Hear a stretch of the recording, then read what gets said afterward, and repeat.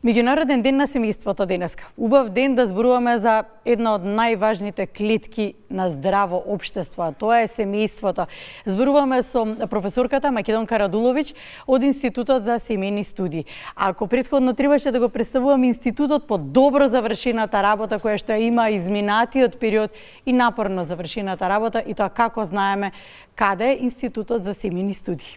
Добро утро, официјално. Добро утро. Благодарам на поканата. Некако традиционално за Меѓународниот ден на семејството сум во вашата студија и многу ми е мило. Да, убаво. Особено ми е драго, ако претходно на почетоците зборувавме, представувавме кој е дел од вашата работа и што работите, која е вашата мисија. Сега се повеќе студенти излегуваат со дипломирани студенти од кај вас, од институтот. Навистина добро си ја завршивте работата. Да, благодарам. Навистина тоа е резултат на една долгорочна работа, труд и вложување на Филозофскиот факултет на нашиот институт и на нас професорите од институтот, така што верувам дека почнува да се стабилизира улогата на семенологот, улогата на семејните студии во нашето општество и дека понатаму повеќе ќе се етаблира во нашето општество. Постои ли модел за современо семејство? Постои модел за современо семејство. Како ќе може да го дефинираме? Па најчесто тоа се нели ако зборуваме за нуклеарното семејство, тоа се родителите и нивните деца, кои што некако првично го препознаваме како модел на едно современо семејство или модел кој што е близок до некој идеален модел на семејството. Меѓутоа, денеска станува збор за многу модели кои што живеат во современото општество, кои што постојат, и ако во минатото сме зборувале само за еден модел на семејство, денеска имаме многу, како реконструирано, проширено семејство, еднородителско семејство, комплексно семејство, па дури и семејство по избор. А за кое семејство велиме дека е среќно семејство? Среќно семејство би рекла е семејството во кое што членовите се чувствуваат поддржани, семејство во кое што членовите може да се унапредуваат и да растат, или едноставно кажано функционално семејство. Што е потребно за да го реализираме тоа?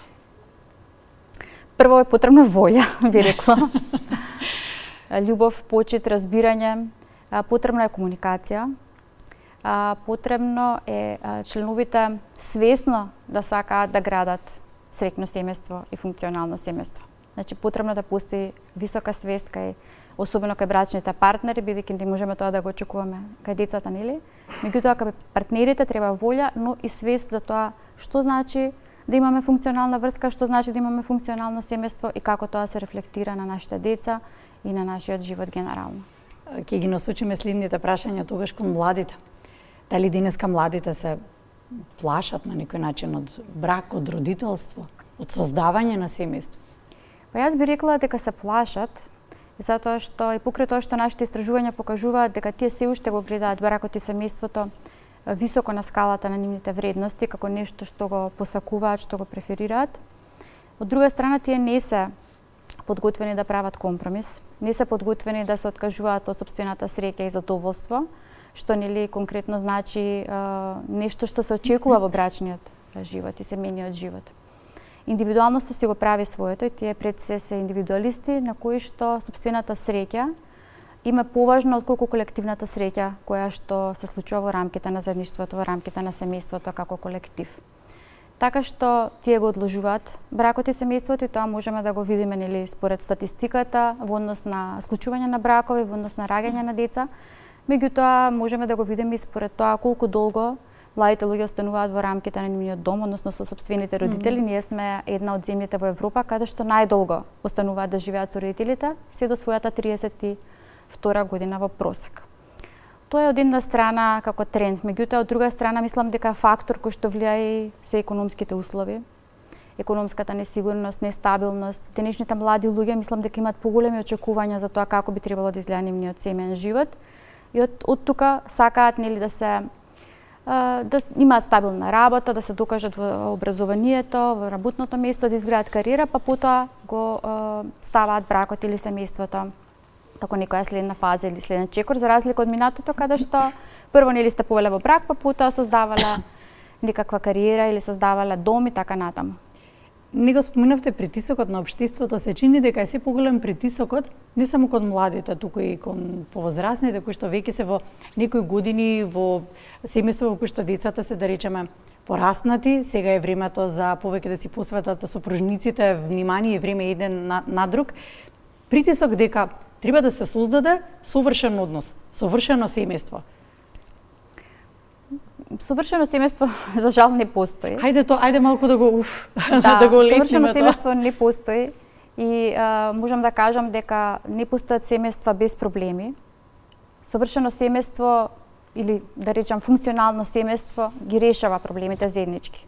Тоа можеме да направиме разлика, додека она што ми се представува како совршен модел на семејство, особено во медиумите и во социјалните мрежи, денеска е многу поприсутно и многу поинтензивно за разлика од минатото и луѓето можеби заради тоа имаат таков впечаток дека треба да градат некаков совршен модел на семејство. Притисокот е уште поголем затоа што современиот начин на живот ни дава многу малку време да се посветиме на семејството и многу често тој недостаток на време си го прави своето, доведува до проблеми во однос на комуникација, во однос на квалитетно поминато време, во однос на дисфункционални појави кои што се присутни во нашето општество, како на пример конфликти, семено наследство, зависности и така натаму. Сето тоа е баш од тој притисок да изградиме совршено семејство и пред се да бидеме совршени како индивидуи кои што многумина од нас секој ден го чувствуваат. Можеби и споредувањето, ги споминавте социјалните мрежи, можеби споредувањето е едни со друг. Да. Можеби тука е проблем, ајде под наводници, најголемиот проблем. Да, таа слика што ни ја даваат социјалните медиуми во голема мера влие на нашето размислување, нашите ставови поврзани со семејството и тоа особено е значајно за младите луѓе кои што не знаат како вистински изгледа еден брак или еден родителски однос. Единствен начин на кој што тоа го доживуваат е преку социјалните медиуми, кои што, како што кажавте, ни даваат една совршена слика. И оттаму кога ќе влезат во брак, тие очекуваат дека нивниот брак треба да биде така розов како што е на Инстаграм или на Фејсбук. Во неколку фотографии.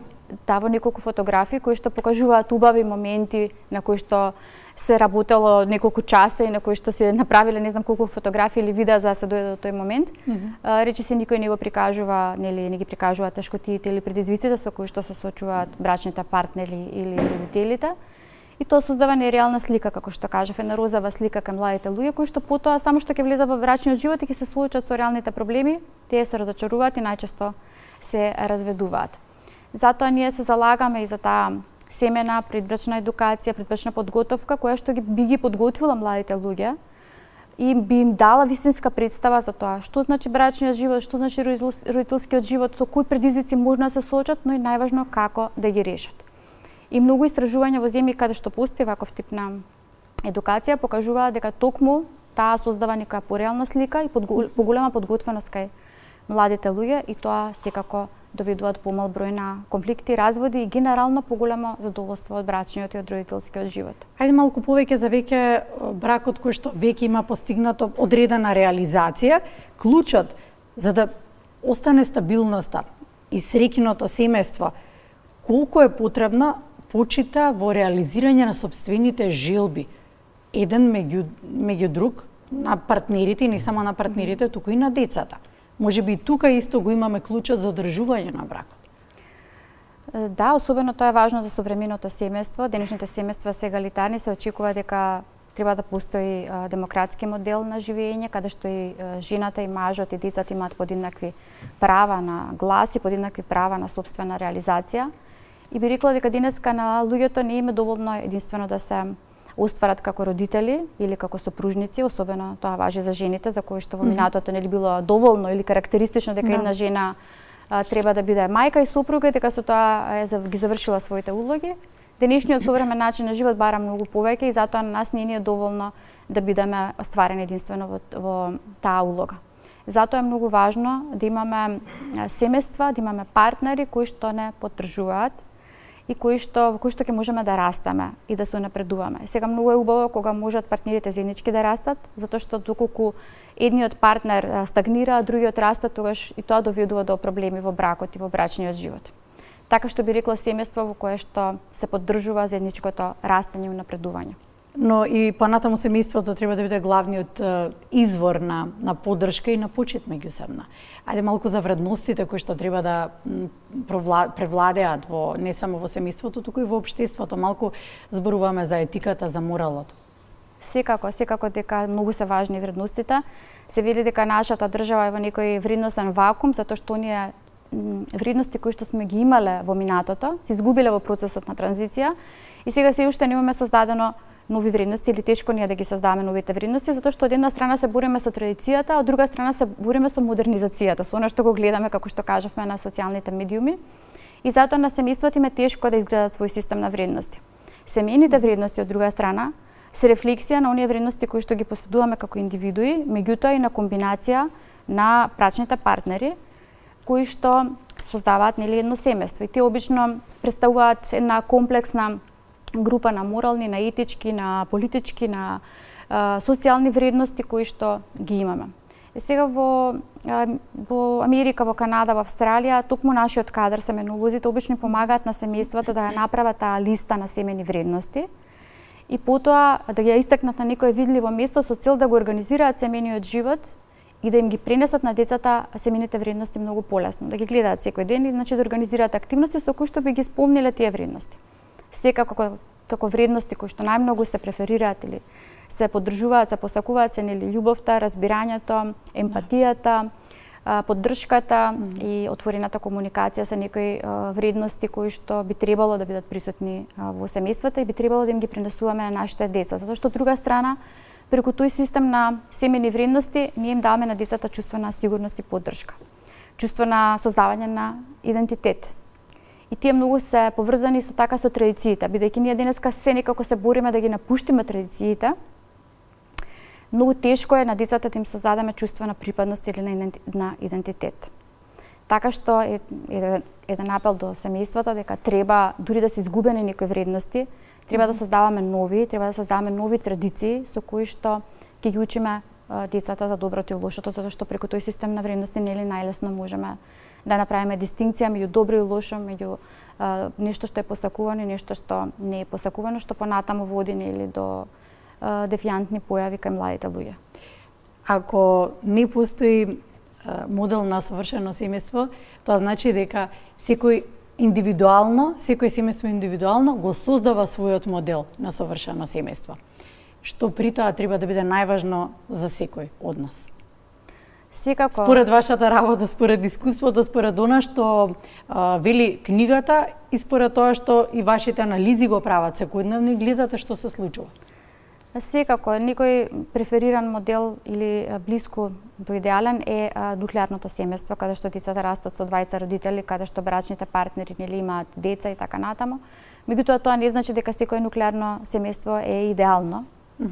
Туку, како што кажав, семејствата во кои што има љубов, поддршка, каде што имаме функционалност, каде што имаме комуникација, се семејства кои што во принцип растат и кои што создаваат здрави деца.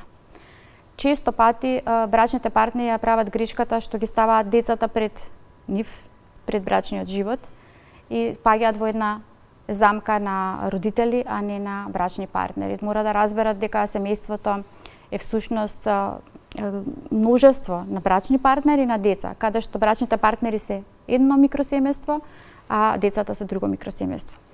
Кога децата растат во средина каде што има среќни родители, каде што има среќен брак и здрав однос помеѓу партнерите, тоа во голема мера влијае на тоа какви личности тие ќе пораснат, какви односи ќе создаваат, какви врски ќе имаат. Така што мислам дека е тоа многу важно. Исто така е важна семејната поддршка институционална, која што би требало да биде прилагодена на секое семејство различно. Затоа што како што реков, денеска имаме многу модели на семејства, а таа поддршка која што ја добиваме од институциите е прилично ограничена. Така што секое семејство заслужува некој индивидуален план, некој индивидуален модел на кој што би му се пружила таа поддршка, секако дека и потребите се различни во однос на различните модели на семејства и дека само на тој начин можеме да создаваме општество во кое што имаме здрави и среќни семејства.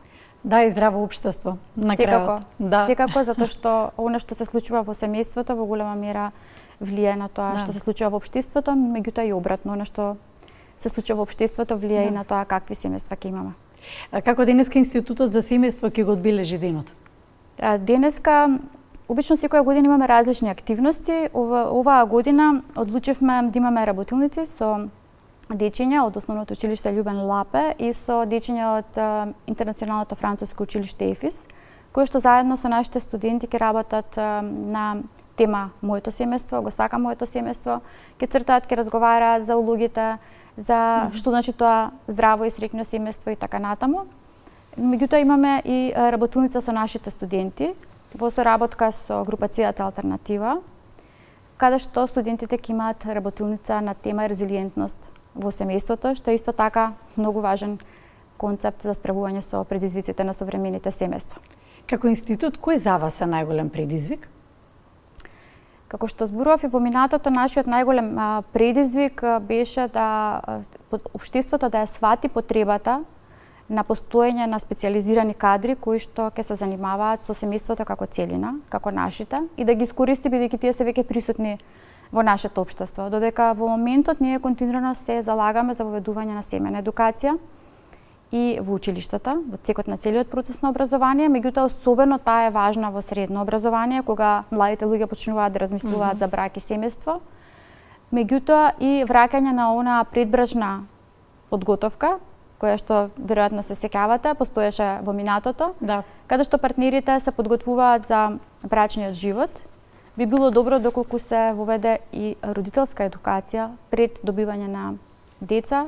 Родителите треба да се подготват за тоа што значи да се биде родител, што да очекуваат од родителскиот живот и како да се справат со овие предизвици што ги носи родителството.